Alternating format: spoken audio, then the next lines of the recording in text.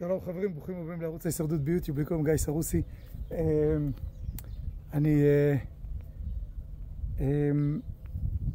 הולך היום לעשות משהו שלא עשיתי אף פעם, סוג של אמירת תודה, חזרה לכל הטבע וליערות. לפני כמה חודשים קיבלתי במסגרת איזושהי פעילות שתילים של עצי ברוש ואורן וכליל החורש ואלון, וניסיתי למצוא לכולם בית חם ולא לכולם הצלחתי. קראו לי פה גם שתילים של אורן וגם שתילים של ברוש, ויש לי פה אלונים, אוקיי, ויש לי כאן כליל החורש. ובעצם מה שאני הולך לעשות, אני הולך למצוא להם מקום ביער שאני מאוד אוהב, ובתקווה אקח איתי המון מים ועת חפירה, פשוט הולך למצוא להם בתים חדשים ביער, ככה על כל הענפים שאספתי עד היום מהקרקע כדי לעשות מדורות. אני אחזיר חזרה את הטבע לטבע ונטע ככה כמה עצים. אולי אני אהפוך את זה למסורת. טוב, אז נראה איפה נמצא מקום נחמד. כמה עצים. מה כבר ישנו? 8 או 10 עצים שאני אביא ליער בין כל העצים שכבר יש פה. אז מה אני אגיד לכם חברים? זה משנה וזה יעשה הבדל. וכשזורקים אבן קטנה על המים והיא עושה אדוות על המים ועיגולים וגלים קטנים, הם הולכים ומתפרסים ומגיעים למקומות מאוד מאוד רחוקים. אי אפשר לדעת מה יעשו 8 או 10 עצים, אני לא זוכר אפילו כמה הבאתי, ליער כל כך גדול.